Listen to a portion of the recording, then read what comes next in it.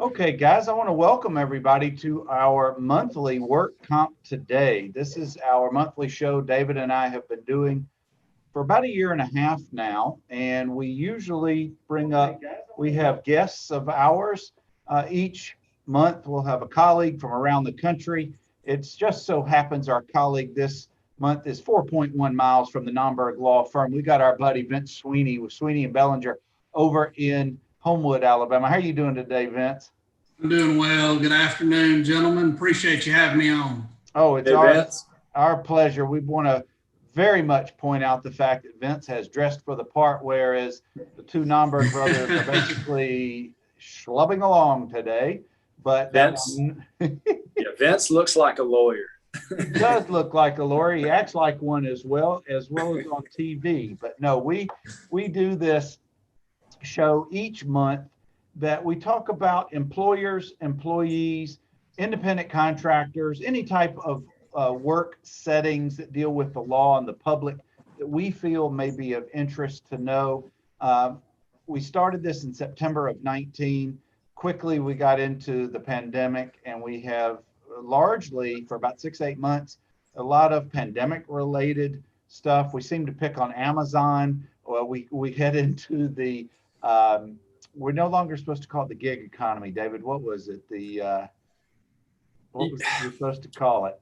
Oh, it was better. Yeah, I can't remember. It was Amazon, it was gig, and now it seems like we've been talking about marijuana the last few months. We have, and we're going to get into all of that. But before we do, we've got a whole bunch of articles to go through this week.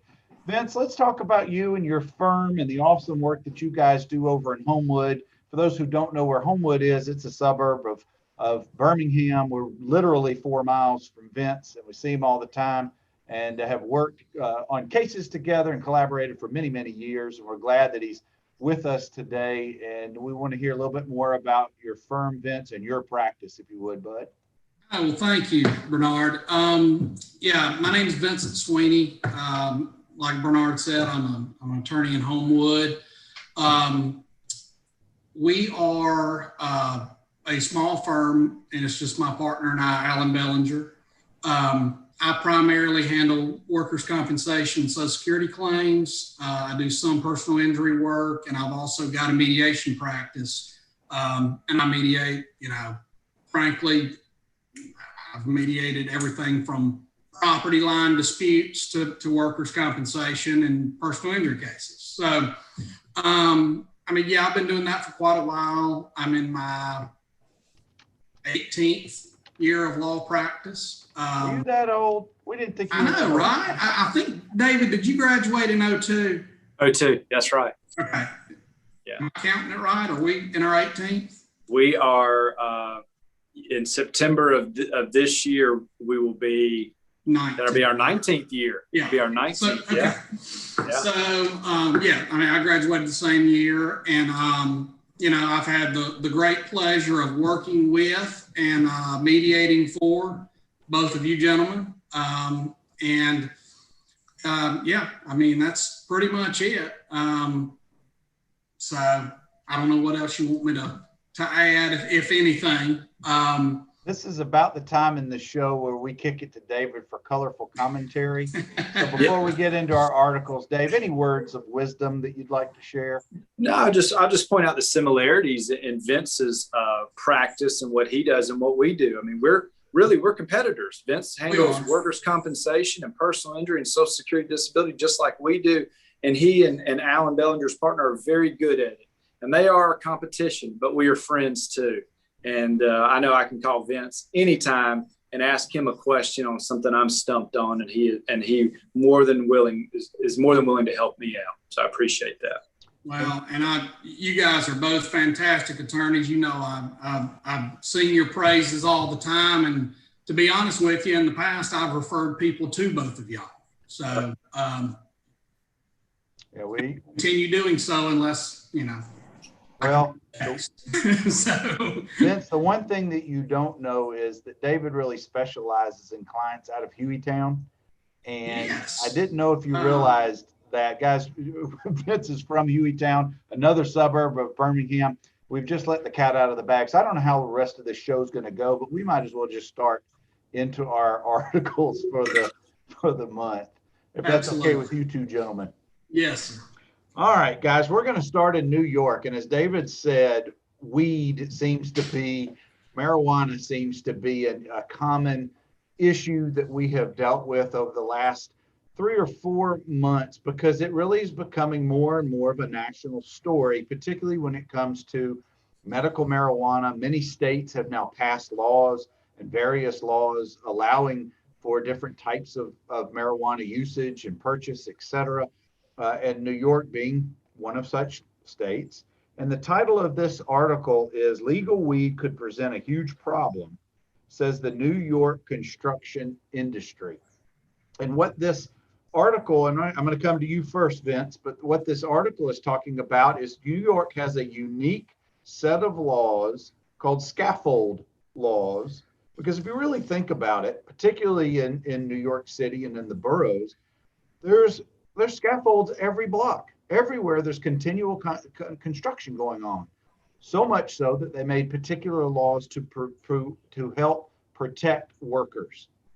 But where we're now having a collision with the scaffold law and legal weed is dealing with gravity and injury.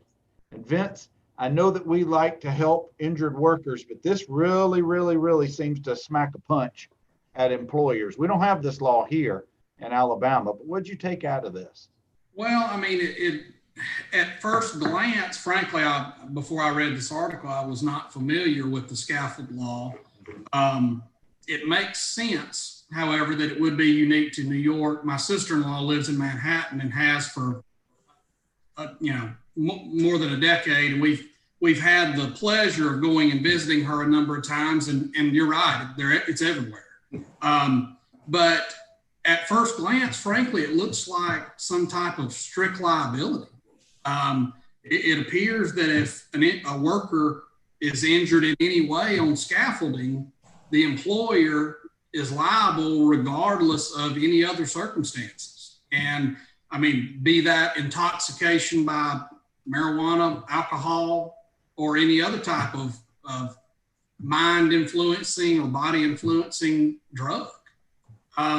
It seemed, again, I know we typically help injured workers in both of our lines of work, but it does seem like a pretty tough law for an employer.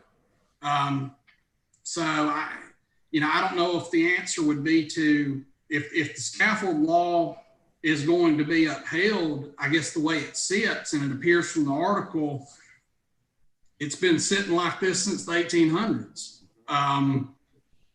If it stays the way it is, I think employers definitely would be liable for falls, even if they involve marijuana intoxication. And I don't know if the answer is, do you drug test your employees every morning before they get up on the scaffolding, or what? I think you have to. You talk about expensive. I mean, that's going to drive up the cost of construction, cost of insurance. That's right. Yeah. Well, if the law sits as it is, I don't know if there's any other way to avoid, paying for accidents involving intoxication. David, maybe we bring Mike Gruber back on sometime and let him or one of his partners address this distinctly New York set of laws here. Yeah, and while scaffold law is unique to the state of New York, what's not unique is medical marijuana, because I think now over half the states, almost 2/3 of the states in the union, marijuana in some form is legal in those states. And we're going to continue to be talking about marijuana and work comp, because it's not a thing that's going away. As we do in most of these articles that are out of state, Vince, I didn't find any on Alabama for us to talk about this month, but I want to do a real quick comparison, David. We don't have scaffold law. We don't have medical marijuana. What happens if somebody's on a scaffold in Mobile and they're on one of the high rises downtown and falls off a scaffold, and turns out that from a drug standpoint, they test positive for having marijuana in their system? What happens to that claim just in general? Yeah. Well, that could be a situation where the employer denies the claim based on the injured worker having marijuana or THC in their system. That's called the intoxication or impairment defense. And the employer would still be responsible for paying for the injured worker's medical treatment, but they would not be entitled to any compensation while they're off work or compensation to conclusion of their case if the intoxication or impairment was caused by the marijuana in their system. Let me pause you right there, Vince. What if he tests positive, our worker here tests positive for pot? It's in his system, but that did not contribute to the reason why he fell off that scaffold. A coworker, for example, didn't put a board back and he stepped where he was supposed to step, but that board wasn't there and he fell. He happened to be positive for THC or pot, but that's why the accident occurred, not because of any impairment. What happens in that case? It's an absolutely compensable claim, and the employer's on the hook for medical care and for indemnity or compensation benefits. I'll give you a good example. I had a case one time. My client was a truck driver, and this is many, many years ago. And he pulled over to the side of the road one night to go to sleep. And he put his cones out. He did everything he was supposed to per the DOT. And then he proceeded to get high as a kite and climb back in the sleeper berth to have a good night's sleep. And another 18-wheeler came along and ran right into his truck and messed him up pretty bad. And even though the employer did not like the fact that he was high as a kite, it had nothing to do with him getting hurt. And he was absolutely in the line and scope of his employment. Yeah. So I had real quickly, I had one where a fellow was tested positive for pot. He was in an area where you're permitted in a warehouse to change out of your PPE. And he was changing his boots into his go home shoes. And up above, a coworker knocked a big thing of HVAC ductwork loose 40, 50 feet above him. And it landed directly on his neck and back and messed him up good. He tested positive, but it was a completely compensable case. yeah. So it happens. That's why fact specific in any of these work comp cases is so important to analyze. But guys, let's keep moving on. Let's go down to Kentucky. Safety violation cannot be imputed to to Kentucky Temp Safety Staffing Company. God, I butchered that one. Safety violation cannot be imputed to Kentucky Temporary Staffing Company. All right, Dave, what do you take from this one? Sure. So this was a claimant who was injured at work. He was supplied to a company through a staffing agency, and he'd been working there about 5 days, and he was operating some machinery. He was involved in a work-related accident that resulted in the amputation of his left arm above the elbow. So very serious injury. One of the main issue in this case dealt with something that, again, I think that is somewhat unique to Kentucky that we don't have here in Alabama. And what they have in Kentucky is something called an enhancement, a 30% enhancement for a workplace safety violation. So I guess if the employer does something or doesn't do something that's so egregious, then they can tack on a penalty of 30% to the employer. And it looks like here there was an argument between whether the staffing company was responsible for that penalty or the employer, the company where he was loaned out to. And it looks like the staffing agency got off the hook, doesn't have to pay the enhancement, but the company does, because all the staffing agency does is supply the worker. They don't control what that worker does or how he is trained. So that's my 30-second summation of this one. Yeah, I mean, that pretty much hits a nail on the head. Vince, anything else to add to this one? The only thing that I made a note of that's really different from what David said is because this enhancement rule is unique to Kentucky, in Alabama, frankly, the employer and the other company would be arguing the exact opposite here. They would be arguing it was a dual employment type situation. So that they could both take advantage of the exclusivity provision and prevent, any type of third party or tort claim from being filed against the, I guess, not really the parent company, whichever company is employing the staffing company. So, and, you know, also, but I thought about this too. If it was a dual employer theory, based on what happened in this case, I think in Alabama, you could have a co-employee claim. Mm-hmm. It looks like an employee of the big company in the Kentucky case intentionally took these safety guards off of this centrifuge machine that lopped this guy's arm off. Yeah. So it's a horrible accident.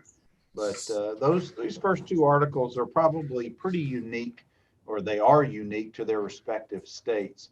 But the next one also has a little bit of a twist to it that I haven't, and maybe this is just my ignorance, but I'm not familiar with the Bunkhouse Rule until I read this case.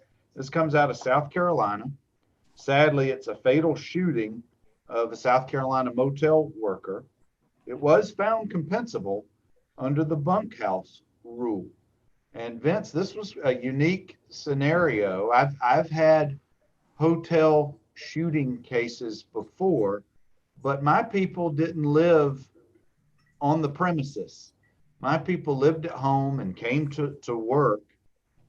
At least the last one that I had was unique to the employment because the shooter came back, in my case, came back and took out his frustrations on his supervisor based on losing his job earlier in the day or the day before.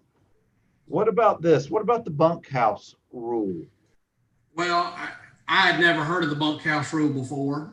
Same. You know, before reading this article, but, you know, it's funny that this article came up. I actually have a case right now where my client was an employee at a hotel. Part of his compensation was he lived on the premises. Mm-hmm. And he was shot multiple times. But he was working the front desk at the time. He wasn't, you know, he wasn't asleep in bed or anything like that. It appears the Bunkhouse Rule is a little like the scaffold law, to where it's almost strict liability. If the Bunkhouse Rule applies, these people are essentially considered in the line and scope 24/7 if they're at the employer's place of business, whether they're asleep or not. But I mean, in this particular case, it looks like even outside the Bunkhouse Rule, this would have been a compensable claim because it looked like everything was in the line and scope anyway. But yeah, I mean, this Bunkhouse Rule is almost strict liability, but you know, I wasn't familiar with it before now. David, wouldn't you agree that one of the key components here is the fact that they were on call literally 24/7? Yeah, and you know, we talked about situations being very fact specific, and here's an example of that. As a condition of her employment, the employee was required to live at the motel and be on call on the premises. She didn't clock in or clock out. Mm-hmm. You know, so many people that work at motels or hotels, they clock in, they clock out, right? Well, this person who unfortunately passed away because of a robbery, she didn't clock in or clock out, and she was actually wearing her uniform at the time of her murder with her name and wearing her name tag. And those facts right there were so overwhelming in support of this being a work-related death that's why the Supreme Court, or excuse me, the Court of Appeals of South Carolina found that to be a compensable work comp claim and awarded and affirmed the awarding of death benefits to the surviving children. I think that, and either of you guys chime in here, if this same fact pattern occurs in Alabama, isn't one of the key components would also be a factor of who the shooter was and the motive of the shooting? And here's part of it. Let's say that the shooter in Alabama's scenario knew the employee and the beef was over a television that was sold from one party to the other, but the TV didn't work, but they paid for the TV. And this had nothing to do with the day-to-day operations of work for the now deceased worker. But it happened at work. The person is on the premise, they're doing their job. The shooter comes on the premises and kills them there. Is that compensable under work comp in Alabama? I mean, I think in Alabama, I mean, you both are aware that you've got two requirements in terms of the legal causation. It's got to be in the line and scope of, but it's also got to be arising in and out of. Mm-hmm. So, I mean, I think these employees you're talking about are clearly in the line and scope of their employment. They're doing their job, Mm-hmm. but the injury has to be arising in and out of, you know, their job or their employment. And I mean, yeah, if I'm not mistaken, I remember a case from a long time ago. It wasn't one of my cases, but I remember a fact pattern, and it was a convenience store. And someone came in with a gun, assaulted and murdered two people. And there was one survivor. And but those were the only crimes committed. And you know, if the person had stolen a stick of gum, you know, or something of that nature, it might have been compensable. My understanding, it was found non-compensable because there was no relation to the employment. It was this person who was simply committing a crime, and the crime just happened to be committed upon these people who were at work at the time.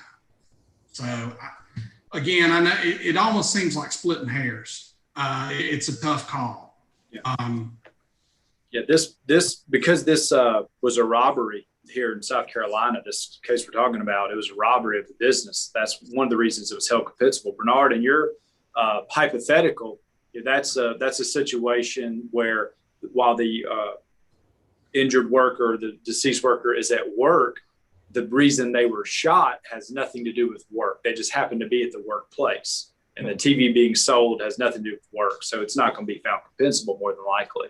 Just because it happened at work doesn't make it compensable.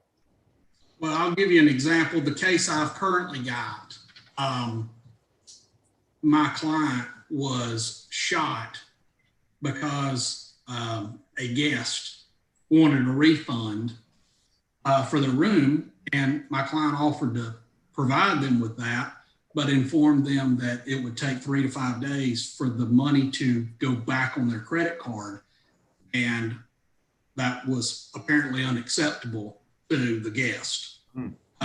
So it has been deemed compensable, and I think it absolutely is. I mean, it clearly the problem arose out of the employment or issue with the employment. Yeah. Vince, there's an Alabama case, I'm sure you know this, 3 to 4 years ago, where a former client of an accounting firm walked into the accounting firm and shot and killed one of the employees. But he was upset about something to do with his tax return from a couple of years ago, and that was deemed compensable. Yeah. Well, guys, we can move on from this article and this fact pattern, but I want to welcome anybody who's just tuning in to us or may watch this on replay. We're doing our Work Comp Today, our monthly live YouTube show where we talk about articles of interest and of note of the previous month, dealing with employers, employees, independent contractors, anything to do with employment. And we've got our buddy Vince Swiney out of Homewood, just down the road, 4 miles or so from us. And we're just going through some of these articles. We've tackled articles out of New York, Kentucky, and South Carolina thus far. We got a couple of more we're gonna hit. This next one comes out of New Jersey, and maybe we should have paired this one up with the New York article, David. It is New Jersey Supreme Court agrees employer may be required to reimburse for medical marijuana. And again, yet another state that has approved it or made it legal for various reasons and situations. What do either of you guys take out of this? What's it going to do from an impact standpoint for employers? Well, Go ahead, Vince. Go ahead, David. Yeah, I was just going to say, again, we talked about, there's more than 2/3 of the states have passed or legalized medical marijuana in some form or fashion, but yet it's still illegal as far as federal law is concerned. And so the states are moving faster than the feds. And it seems like a lot of these employers and insurance companies are trying to use federal law that says, marijuana is illegal to say, no, we can't reimburse or pay for anything medical marijuana related. And these state Supreme Courts, more than one now, several in fact, have said, no, you can go ahead and reimburse for medical marijuana, and here's why. I thought it was interesting that the employer's argument on not wanting to be responsible for reimbursement of medical marijuana was that they were afraid they would be prosecuted under the Controlled Substances Act federally for aiding and abetting or conspiracy. And the Supreme Court in New Jersey, I think, correctly found that that's kind of nonsensical. And, based upon, it looks like Congress has appropriated in recent years, if you're complying with this Compassionate Use Act, you're not going to be prosecuted under the CSA. But I also thought it was interesting, and y'all probably saw this, like in Alabama, in order for an employer to be liable for medical care, it has to be found to be reasonable and necessary. Typically, a doctor has to determine that a course of medical care is reasonable and necessary. I thought it was interesting in this case that the Supreme Court said, in this case, marijuana represented, as to the plaintiff, reasonable and necessary treatment under the WCA.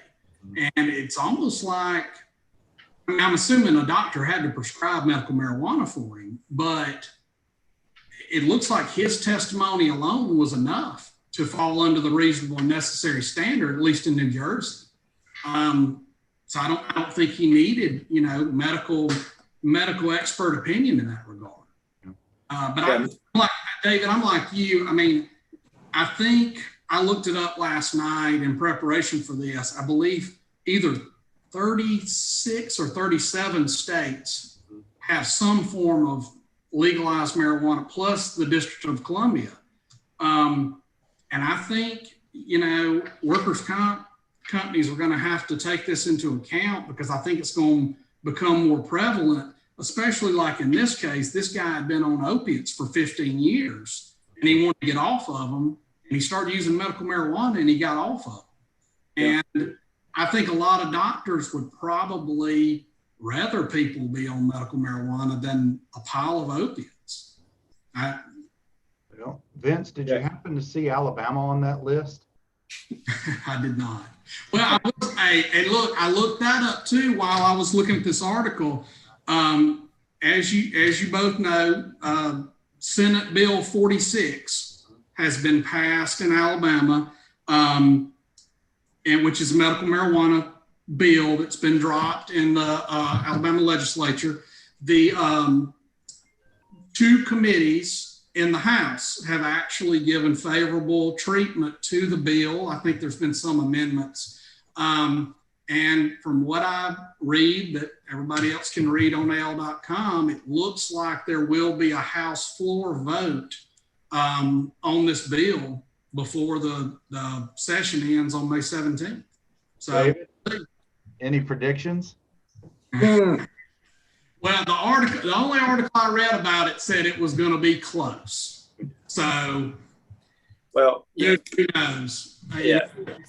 We know about the opioid epidemic, epidemic, and for years now, and it's hit a lot of states very hard, especially Alabama. And there has to be alternative treatment for people like this man in New Jersey who have chronic injuries. You were talking about a 20-year-old back injury. You don't want to be on opioids for 20 years, and there's got to be alternative treatment. And we see it in our practices where, less and less opioids are being prescribed. So where are they going to go get? How are they going to treat chronic pain? Here's the maddening thing, as David just touched on. We've all seen the articles and the reports where certain counties in Alabama had or may still have the highest percentage of opioid prescriptions and abuse in the country per capita. Yeah. And yet our state, and you could probably guess which part of the state, which representatives may or may not allow for this bill to pass. Without digging much deeper, because we could spend a whole hour on just this issue alone. Sure. Personally, you guys know how I feel about this. I pray that it passes. I really do, because I think it will do so much good for so many people. But we'll save that for another day. I actually want us to pivot to the last article, which specifically would be an issue here in our state. It's coming. I know we're going to have that walk in the door in one of our practices in the immediate couple of weeks, months, or even sometime this year. But in Arkansas, an Arkansas woman says that she was fired for refusing to get the COVID-19 vaccine. That is as hot button of a topic as there is in employment law right now. Dave? Yeah. You think the employer had the right to terminate her? Let's assume that it is. Let's assume factually that's why she was terminated. Yeah. I'm going to point out that the employer that fired her for refusing to take the COVID vaccine was the Harvest Cannabis Dispensary in Arkansas. So we go from medical marijuana to the Harvest Cannabis Dispensary. Guys. Yeah. And this woman, mother of 5, she liked her job, and but the company issued a policy that says for owners, employees, everybody's got to get the vaccination. And this employee said, I don't want to get the shot. And she just said, I sometimes get a bad reaction to medicine. And she was fired. That's not a good enough reason. And, there's a couple of reasons you can cite for not getting a vaccination or taking medication, like for getting a flu shot. You got some protections when it comes to religious beliefs or a medical condition. In other words, you got a doctor who say this person cannot get this vaccination, take this medication. But if it's just, I don't want to do it, I sometimes don't get a bad reaction. That's just not a strong enough reason. Were either of those reasons offered up by her or her counsel? I don't know. I don't think a lawyer was quoted here, Dave. Were either of those reasons given up? Vince, you want to take it from here? The only thing I saw that was close to that is that she was quoted as saying, I don't have good reactions with lots of medicine. Yeah. So, it doesn't sound like she had a specific medical condition that would prevent her from taking the vaccine. I didn't see in the article if Arkansas is an employment at will state like Alabama is, but like you guys know, in Alabama, frankly, you can be fired for good reason, bad reason, no reason at all, as long as, you're not being discriminated against or you're not fired for filing a workers' compensation claim. Vince, would that be your advice if this case happens and she walks in your office and this case happens in Alabama? Is that pretty much what you're telling her? Yes. Because, honestly, and look, I'll just be honest with you. It would be much easier for her to have gone in and tell them that based on her religious beliefs, she's not taking the vaccine. Now, I think she would be in her rights to do that. And I don't think they could inquire as to what religious beliefs she's speaking of. Let me pause you right there and ask you both just that very issue.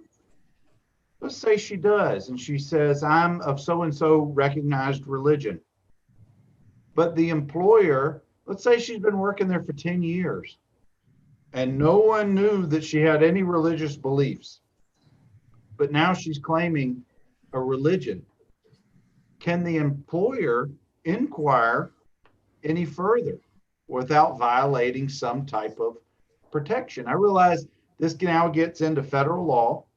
This now gets into Title VII and probably several other protections.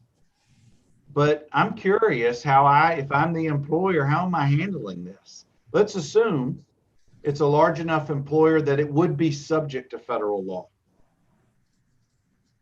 You're the owner of this business. What do you do, Vince? I mean,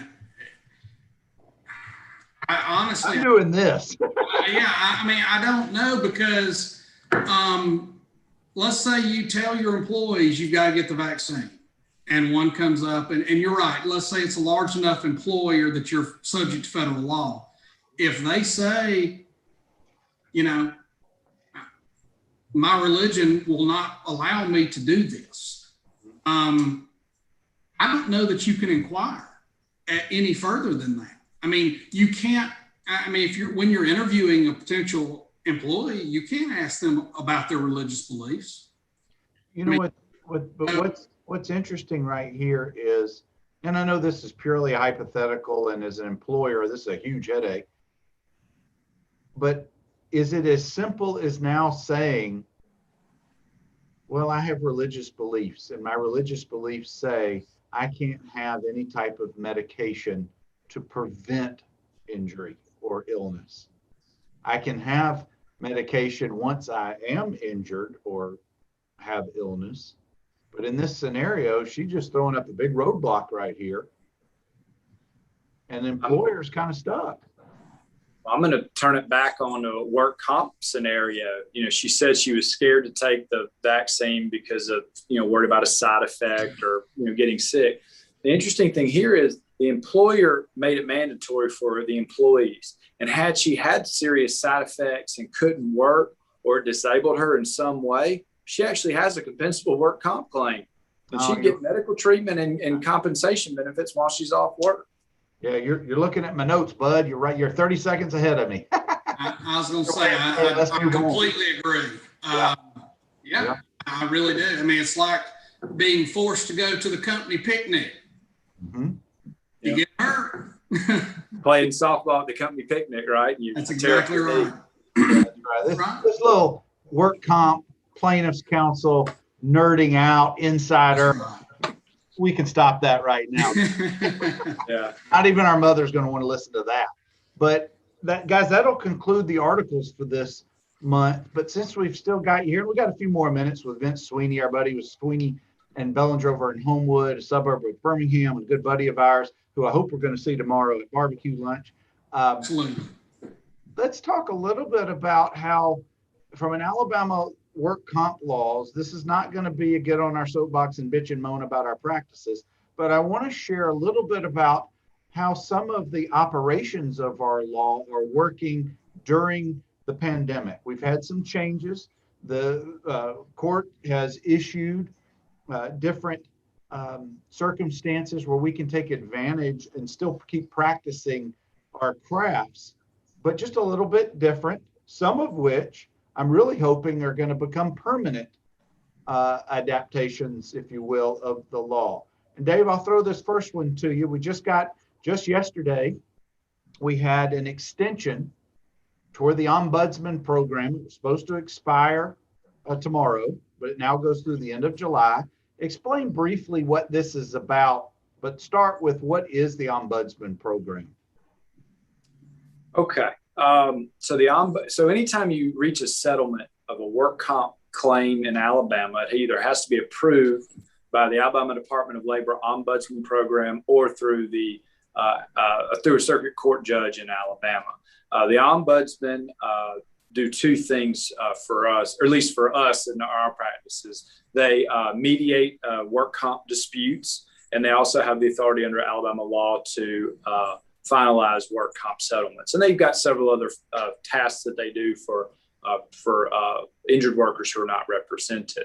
But back in, I believe, March of 2020, Chief Justice Parker of the Alabama Supreme Court issued an order that allowed cases that were filed in court, work comp cases that were filed in court, allowed those cases to be approved or settlements to be approved by the ombudsman program over the telephone. This is was almost revolutionary in our practices because obviously the courthouses were closed. This was the start of the pandemic. And so what it allowed us to do is to continue to represent our clients and get their settlements handled and get them their money, and allowed us to keep doing our jobs for our clients. And so that order has been extended several times, and as recently, I think, as yesterday through the end of July. And it's been wonderful and has allowed us to just continue to be efficient in what we do in helping our clients with their work comp cases. Vince, let me ask you along these same lines. Historically, when you have a case filed in court, it becomes the jurisdiction of the judge who is assigned that case, whether you're in Lamar County, Jefferson County, doesn't matter where you are. But but back then, dismissing the case out from under the judge just because you didn't like the judge or for whatever reason, that wasn't looked upon very favorably by the court system. But now it seems to be a little bit different attitude toward that. What's been yours and Alan's experience about dealing with that very issue, dismissing your case from Judge so-and-so so you can now finish out your case?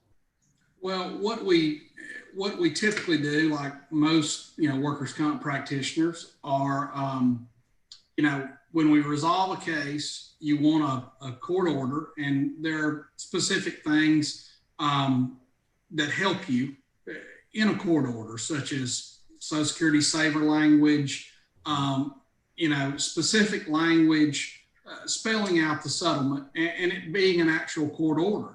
What we've done during the pandemic, per the Supreme Court's order, is we're allowed to have an ombudsman approve the settlement. And what we've been doing is we are simply submitting a motion to dismiss the case along with a proposed order for the judge, which dismisses the case and adopts the ombudsman's agreement as the court's order in the case. So you still get the benefit of a court order from a circuit judge in the state of Alabama, but you get the convenience of being able to resolve a case either over the phone, over Zoom, something like that.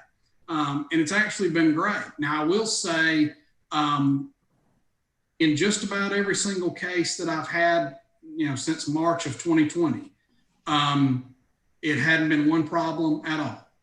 But I have run into a couple of jurisdictions where local attorneys that I'm dealing with have told me the circuit judges have informed them that they are not looking upon this practice favorably. They still don't like the case being taken out from under. And I've had a couple that we've resolved, and the other attorney insists that we take it to the circuit judge, and that's perfectly fine if that, if they know that I don't want to make the judge mad. We'll be in front of them again at some point. But the large majority of judges that I've experienced have absolutely no problem with this. Vince? One less case on their docket. That's exactly right. I'm not going to name the judge or the county, but we'll just call it North Alabama, where I had a settlement hearing that was insisted upon by local counsel, local defense counsel, and the judge to be in person. This was in December. It was the third week of December. It was about 38 degrees, and the hearing was held outside. The judge insisted, because we were still trying to follow protocol of social distancing, the courthouse was not open to the public. Right. Now, that's a very rare situation. It's not going to be that way, I would presume, going forward. Sure. But going back to this original ombudsman program and what it has allowed us to do, the end game of this, it's allowed our clients to get their money. It's allowed our clients to bring some finality to an otherwise terrible time of their life, an extremely stressful time of their life. So I, for one, and I'm sure you two both are in agreement, just very grateful the Supreme Court put that into place and is continuing to allow us. Now, whether that some version of this is adopted permanently remains to be seen. I love it just for what we've just described. Plus, I think it's the best thing that's happened in a long time. It saves us driving all over the state for a 5 or 10 minute hearing. That's right. So that's exactly right. It saves our clients money, you know, and it's more efficient. And, you know, I tell you, back in March, April, a lot of us were scared lawyers. We didn't know what we're going to do. And this allowed us to keep practicing law and helping our clients. And that's all we want to do, right? Help the people that hired us. Well, Vince, thank you very much for spending some time and nerding out with us today on work comp and all good things that we got to talk about. Guys, I greatly appreciate it. And I always love spending time with you both. And I will definitely see you tomorrow at barbecue lunch. Well, I tell you, David, for about 6 months now, has been wanting us to rebrand. At first, we were Alabama Work Comp Today. That was too specific. Then we opened it up to Work Comp Today because we really are addressing cases and colleagues, friends from around the country. But he's been clamoring at our firm meetings. Can we now change it to Work Comp? What was it? Work Comp Nerds or Nerding Out on Work Comp? I don't know if we're quite there yet, but it's a work in progress. But thank you. Well, I can tell you when I explained to my wife and daughters what I was doing this afternoon, they didn't seem too interested. I'm gonna be honest with you. I mean, they love the fact that I would be on YouTube, but the subject matter, you know. Well, when we hang up in just a minute and go offline, I'll send you the YouTube link. You tell them it's about 47 minutes strong. If y'all would like to have a viewing this evening, either during or after the Sweeney family dinner. I will. I appreciate it. Thank you, gentlemen. Absolutely. And guys, as we do every month, we try either the third or fourth Thursday of the month. We do Work Comp Today. We bring on a colleague or a friend from around the country, and we talk about employment situations that are currently going on in the news, whether it's employer, employee, independent contractor, gig economy, or whatever it may be. We try to address what's current, try to bring you the news and opinions from around the country. Thank you, as always, for tuning in. Y'all continue to be safe, and we will catch you guys